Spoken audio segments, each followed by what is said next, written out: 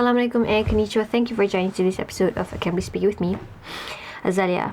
And first and foremost, whatever circumstances that you are going through, whatever situation that you might be in, I really hope and pray that you are fighting and surviving and doing your best to go through it. Regardless if you are a frontliner facing off this pandemic, if you are a mom and dad trying to keep your kids or parents safe at home, if you are an employee who works in essential services and needs to go out every day, I hope that you'll be able to go through it as best as you can, and may all of us stay safe inshallah during these trying times. Today's episode is just a quick update about life here in Japan, research, academia, and most importantly, to remind you that the MEXT Scholarship Embassy recommendation for Malaysia will be due on the 3rd of April 2020. So since right now Malaysia is having a movement restriction order, you have more than enough time to be at home and work on that research proposal if you are planning to apply. And I know that some people are very skeptical, thinking, oh no, why do we want to go to Japan now with everything that's going on? Well, the road for the scholarship is very long, and by the time you get it, inshallah, ameen, it will be March in 2021, where we hope that all of this will have settled down and inshallah we can move on to it, the next thing. So, life update here in Japan, or at least in my area around the Saitama, Utsunomiya, Tokyo parts, is quite normal. Everyone is wearing masks, sanitizing and washing hands, but other than that, we still have rush hours, trains are still packed to the brim.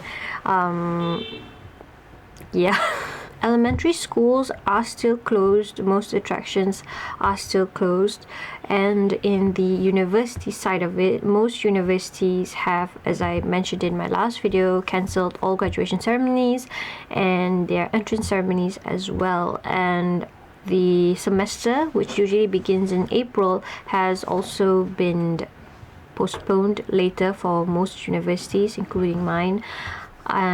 This is for mainly classes and whatnot, but faculty members, researchers, or PhD candidates such as myself are still required to go to university as usual and continue doing research as usual. Things are normal, if I may say. Things are just normal here in Japan. We're still going out. So research wise, alhamdulillah, I didn't mention this in my last video, but I am officially now a PhD candidate, and what that basically means is just that I only need to submit my thesis now, and inshallah I'll be able to graduate with my doctorate. But yeah, that's easier said than done, of course. So I can be speaking, most conferences have also been cancelled, such as all the other events. In my situation, I was supposed to present at 2 this year, and both of them have been cancelled, and I was slightly upset because for one of them was a requirement for me to submit in their journal, so I wouldn't be able to submit to their journal by the end of March, so too bad. But it's okay, life goes on, things go on, still just gotta do everything anyway. Lastly, for MEXT applicants, right now I have been getting some questions about section 7 mostly, where you do write your research proposal. Some people are asking me about the space, what to include. I did address this in the last video, but just something more concrete, I guess. As for the space, I do notice that some of the space they give you is very limited, and I think it is intentional for you to write just within that space. Some research, this can be quite difficult, especially for postgraduates, because there's so much that you want to write. But this is because when you think about it, when you apply for a scholarship, there are so many applicants, there are so many documents that these people have to go through. So they need something, as I always said, concise but precise.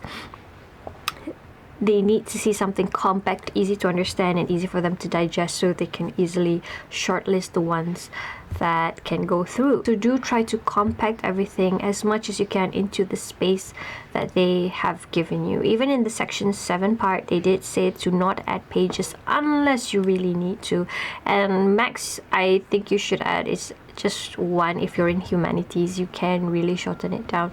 You really have to think about the people who are going through the document, because yes, I understand how much we really want to explain in detail about what we are doing and what our research is about, but at this point they'll be able to ask you all those questions much later on during interview sessions, if you pass to the next stage, inshallah. So keep it as simple as you possibly can. And there was one person who actually did send me her proposal to have a look at, which is really nice.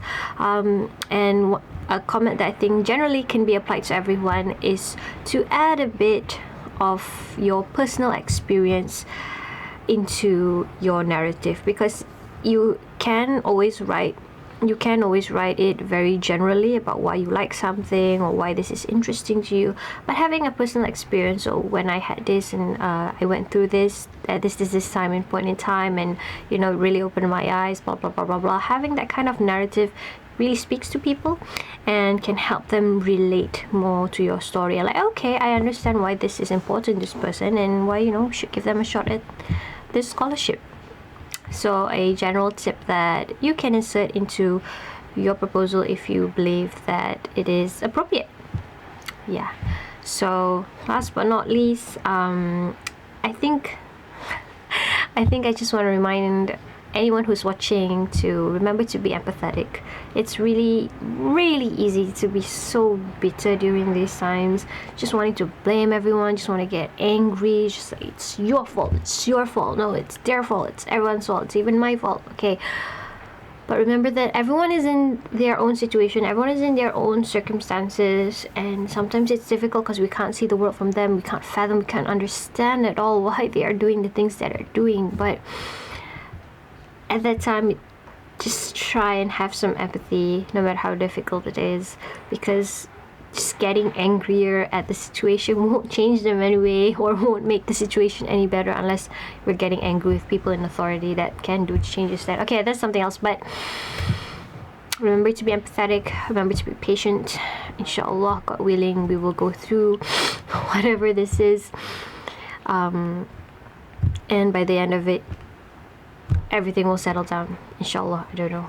Alright, so take care, stay safe, and stay home if you can, if you are permitted. And if you can't do any of those things, if you are directly in the line of fire, if you are required to put yourself out there at these trying times, then I pray that you will be able to go through it, inshallah, because not everyone has this choice, not everyone has that choice that allows us to be safe. And my heart goes out to all those people, and inshallah we'll get through all this together. Till then, assalamu alaikum.